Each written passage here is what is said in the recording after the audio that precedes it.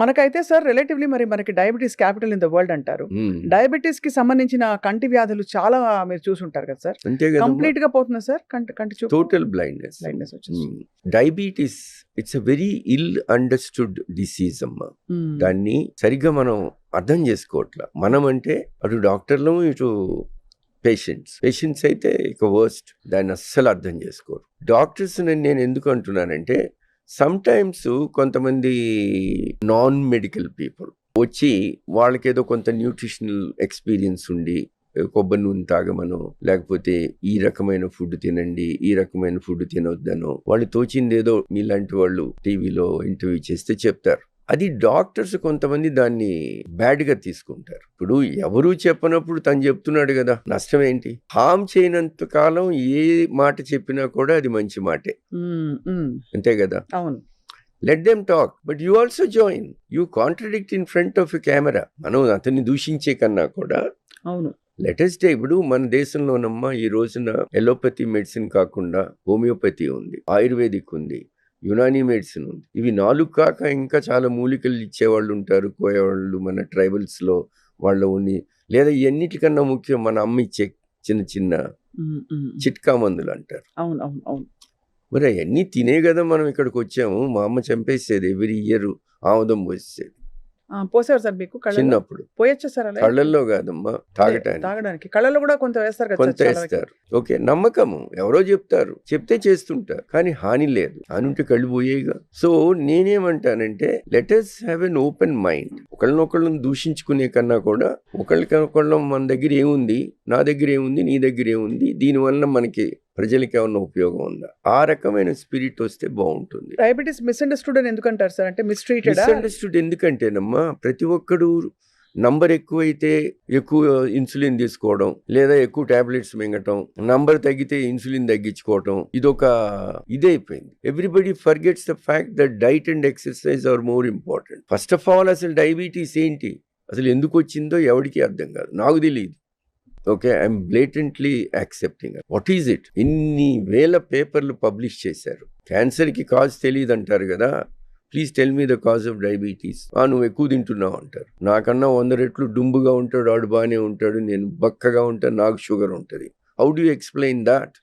అవును, many people చెప్పలేదు ఇది. ఎందుకు బక్కగా లావుగా ఒబిసిటీ డయాబెటీస్ కలిపి చెప్తారు యూజువల్ గా. అవును, కామన్, ఒప్పుకుంటాను.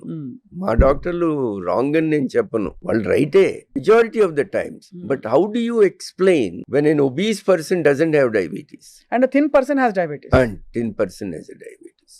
How do you explain that? కాబట్టి let us accept the fact we have not understood the disease completely. Premature treatments అమ్మ మెడిసిన్ లో చాలా మటుకు ఇప్పుడు any treatment for that matter. So ఈ రకంగా ఆలోచిస్తే డయాబెటీస్ కి వచ్చేటప్పటికి diet and exercise are the primary most important things.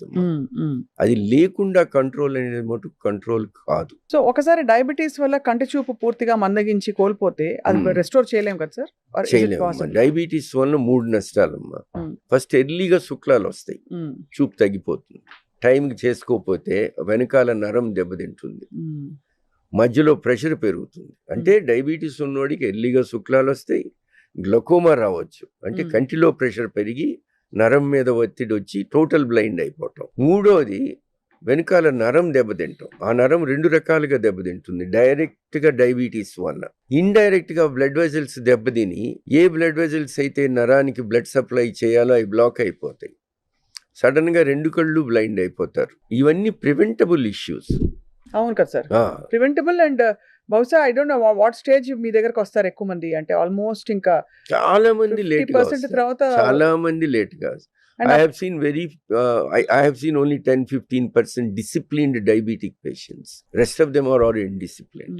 రెండోది ఏంటంటే డాక్టర్లు మాకు కూడా మాకు టైం ఉండదు. మీకు ఇచ్చిన 10 నిమిషాల్లో మీరు అవగాహన మీలో లేకపోతే we have to go to the next patient. మేము కూడా సంపాదించుకోవాలి కదా. So I can't spend the whole day with 1 patient. అది పేషెంట్ అర్థం చేసుకోవాలి. అవతల డాక్టర్ ఏం చెప్తున్నాడు, లేదా నాకు ఆవిడ చెప్పింది నచ్చలేదు అనుకోండి, ఇంకో డాక్టర్ని చూడు, బాగా చెప్పేవాడిని. బట్ అంతేగాని నెగ్లెక్ట్ చేయకూడదు.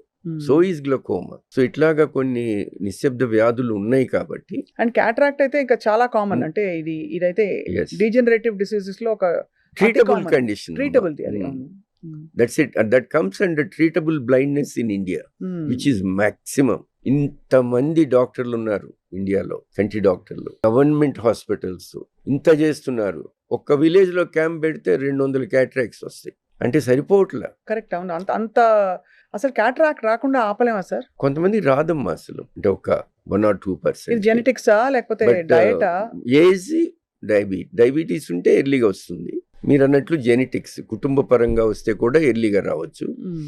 వయసుతో ఎక్కువ మందికి వస్తుంది. అవును. కానీ డయట్ వల్ల అన్ని వ్యాధులు ప్రివెంట్ చేయొచ్చు అని చెప్తున్నావు. లైఫ్ స్టైల్ ఉదాహరణకి బర్గర్లు తినద్దు, పిజ్జాలు తినద్దు, డయాబెటీస్ ఆపండి. బట్ కంటి చూపుకి ఉత్తమమైన డయట్ అంటూ ఉందా? ఏదో క్యారెట్లు తినండి అదొక్కటి తప్ప ఏం గుర్తులేదు మాకు చిన్నప్పటి నుంచి. కంటి చూపుకు ఉందమ్మా. ఉన్నట్లు ఇప్పుడు యాంటీ ఆక్సిడెంట్స్ అంటారు, లేదా అట్లానే వైటమిన్స్, ఆకుకూర అంటారు, పొనగంట ఆకుకూరలు, ఇవన్నీ కూడా కళ్ళకి మంచిది. సో డెఫినెట్ గా ఉంది. ఇక్కడ చాలా మంచి ప్రశ్న ఇది. ఎందుకంటే డాక్టర్ కన్నా most important is nutritionist. I think for a diabetic patient a nutritionist is a better doctor.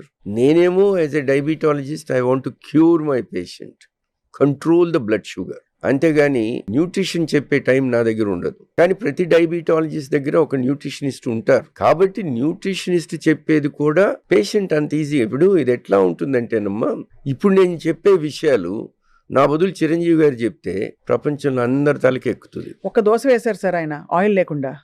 ఆ చిరంజీవి దోశ పాపులర్ అయిపోయింది. అదే స్టీమ్డ్ దోశ ఎంత బాగుంటది, అయిపోయింది కదా. అంతే కదా సార్. నేను ఆయన అడిగితే నాకు ఇంట్లో వేయించి పెట్టారు ఆయన. అవునా? సో ఇక్కడికి వచ్చినప్పుడు ఆయన్ని అడిగితే మీకెందుకు రండి అని చెప్పి సురేఖ్ గారిని పిలిచి చక్కటి బ్రహ్మాండమైన ఆ చిరంజీవి, అది ఇప్పుడు కూడా అది ఏంటో తెలీదు, వైట్ బాగా దూదిలాగా ఉంది. It's fantastic.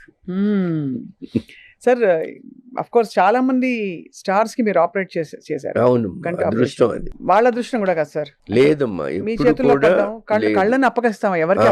ఇక్కడ ఒక్కసారి I will differ with you.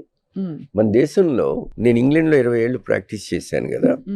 అక్కడ నేను ఒక నంబర్, ఒక డాక్టర్ని, ఒక నంబర్ నేను కాదు ఇంకోడు, వాడు పే చేస్తాడు, వాడు అపాయింట్మెంట్ టైంకి వస్తాడు, చూపెట్టుకుంటాడు, పోతాడు. ఇక్కడ అట్లా కాదు, డబ్బులు ఇచ్చి కాళ్ళకి దండం పెడతారు. ఇక్కడ నాకు ఒక డాక్టర్గా నాకు దక్కిన తృప్తి ఆ దేశంలో రాలేదు.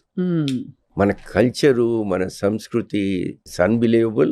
నా జీవితంలో ఏదైనా రిగ్రెట్ ఉందంటే ఈ సంస్కృతికి దూరంగా ఎందుకు వెళ్ళానా అని అప్పుడప్పుడు అనుకుంటుంటా. అంత మంచి సంస్కారం ఉన్న దేశం ఇది. ఓకే, ఈ దేశంలో మనం ఈవెన్ ఇట్లా చేతులెత్తి దండం పెట్టడం కూడా what a big thing it is. It has become so popular after covid. Second is not the right thing. మందే పాపులర్ అయింది. దట్స్ ఎ సింపుల్ ఇష్యూ అనుకోండి. But on a bigger way ఒకళ్ళకొకళ్ళు సహాయం చేసుకోవటం. ఏ కంట్రీలో డాక్టర్స్ ఫ్రీగా చూస్తారమ్మా?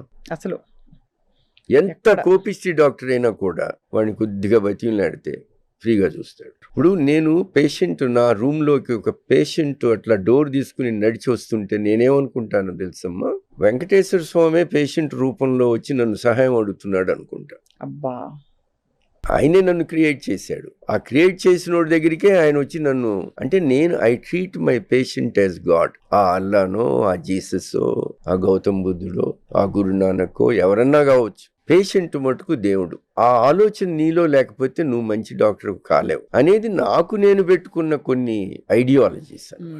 Maybe that is made me very popular with my patients. ఉన్నోడు లేనోడు అందరికి మీరు universally I don't differentiate anybody.